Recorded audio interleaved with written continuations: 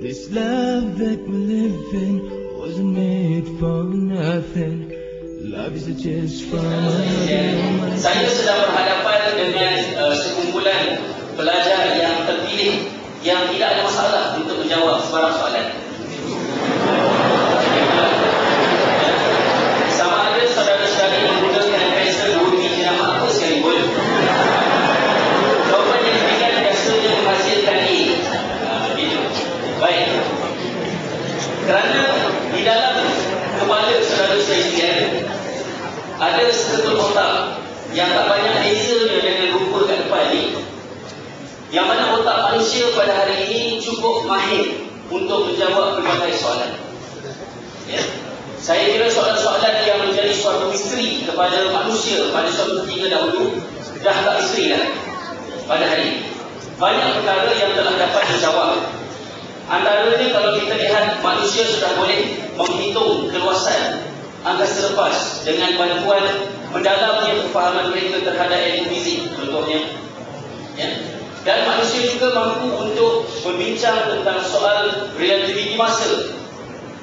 Siapa yang tokohnya? Einstein, ya. Saya pernah ditanya oleh sekumpulan pelajar semasa saya mengadakan kuliah Al-Isra wal Mi'raj. Bunyinya agak biasa, ya, Al-Isra wal Mi'raj, di salah sebuah kolej yang macam kolej anda.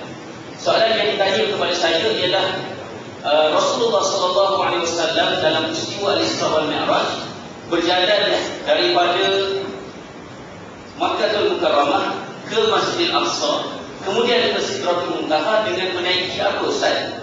Itulah, saya kata menaiki Buraq. Buraq itu apa, Ustaz? Saya kata Buraq itu adalah malaikat, seperti yang diterangkan dalam Sahih Muslim. Kalau begitu, maknanya malaikat ini diciptakan oleh Allah daripada cahaya. Bermakna pada malam itu Rasulullah bergerak pada keadaan kelajuan cahaya. Ya, kerana itulah Rasulullah boleh keluar daripada trek masa untuk melihat masa lampau dan masa depan.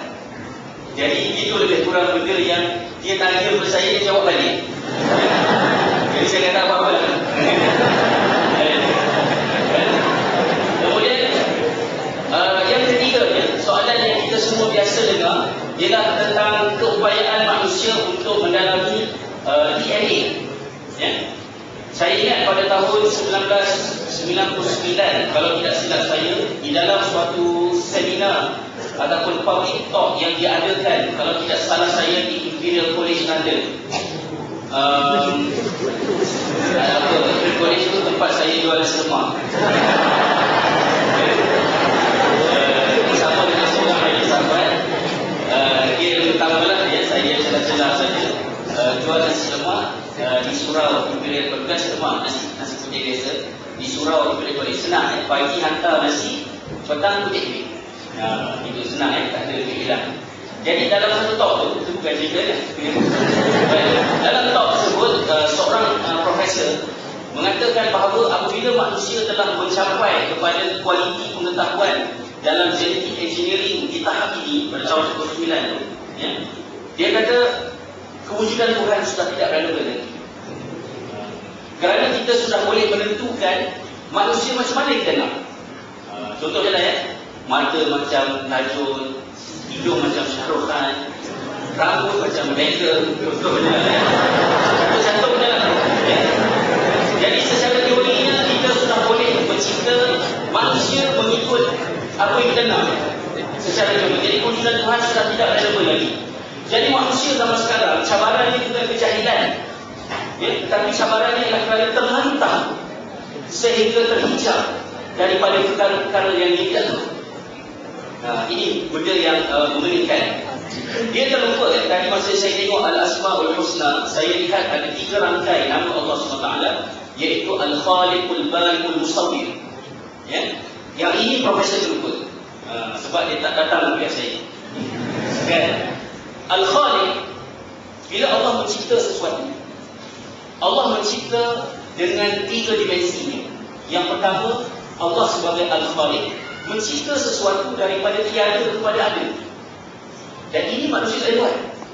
Walaupun sebelah kebuah nyamuk, walaupun setitis darah, kehebatan manusia hanya mampu untuk modify dan kembangkan sesuatu sesuatu yang telah ada kepada ada yang lain. Tapi dari tiada kepada ada, tak ada. Cuma dalam masyarakat Melayu mengada-adakan cerita, itu banyak. Baik. Itu Al-Khaliq. Kemudian Al-Bari, berarti Allah SWT mencipta sesuatu dengan harmoni dan tersusun. Ya, Allah mencipta sesuatu secara harmoni dan tersusun. Kalau anda tengok tangan anda, bagaimana Allah menciptakan tulang kardus dan sebagainya yang ada di sini, kan? Begitu cantik susunan dia, dan jari-jari ini semua cukup. Ibu jari cukup untuk ucapkan terima kasih atas tindakan yang sedap. Jari telunjuk cukup untuk berfungsi, memberi arahan bagi orang-orang yang suka mengarah, dan membersihkan hidup bagi orang-orang yang suka hidup, dan jari-jari yang lain. Jadi Allah SWT mencipta sesuatu dengan harmoni, dengan sifat, dengan namanya sebagai Al-Bari. Manakala yang ketiga Al-Musawwir adalah final touch. Allah mencipta sesuatu dan Allah memberikan identiti yang unik kepada setiap ciptaannya. Pada usia bayi dalam kandungan beberapa bulan sudah diberikan cap jari kepadanya yang tak sama dengan manusia yang lain. Ini kita dapat lihat dan kita dapat membesarkan Allah SWT. Tapi tak apalah, yang saya nak gambarkan, manusia ni otaknya hebat. Ya, dan di sini tempat berkumpulnya otak-otak yang hebat. Baik, tetapi walaupun hebat, manusia mempunyai akal yang masih lemah di dalam banyak aspek kehidupan mereka sebenarnya. Seperti yang diterangkan sendiri oleh Newton dalam statement yang tulis depan. Dan saya just nak maklumkan, kalau ada apa-apa yang saudara-saudara nak catat, bolehlah catat, kerana saya tidak dapat berfungsi selain ini kerana nak menjaga harta intelek. Dan ada hak cipta pihak tertentu baginya. Baik, ini adalah tulisan yang dinyatakan oleh Newton. Cuba tanya kepada seorang scientist ataupun psychoanalysis sehebat Simon Freud contohnya, Bagaimanakah mekanisme mimpi? Macam mana boleh tiba-tiba ada senario dalam mimpi tsunami? Tak boleh diterangkan. Ia adalah sesuatu yang manusia tak mampu untuk menerangkannya. Dan banyak dari benda yang manusia tak tahu. Tetapi saya nak beritahu bahawa kalau anda semua rasa puas hati dengan akal A yang diberikan oleh Allah SWT kepada kita semua, kadang-kadang kerana kita terlalu tahu menjawab berbagai soalan, ada satu soalan yang terlalu mudah tapi kita tak boleh jawab.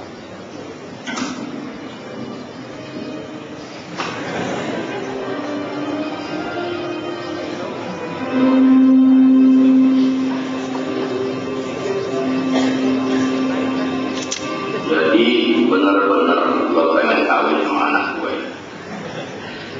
Ya, biasanya sih diajarkan dulu bagi pacaran. Enggak pacaran. Haram. Langsung nikah. Oh, ayo. Boleh. Oke. Agar nanti kalau kawin aman, pada fitnah. That's right. Terus banyak Penting ada masalah. Syarat. Oh, saya ngerti. Maksud Pak Haji soal tanggung jawab, maka penghasilan.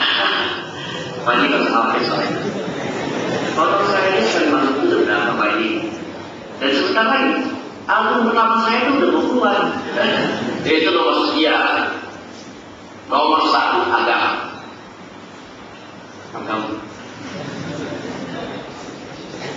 Agama berapa? Islam kan?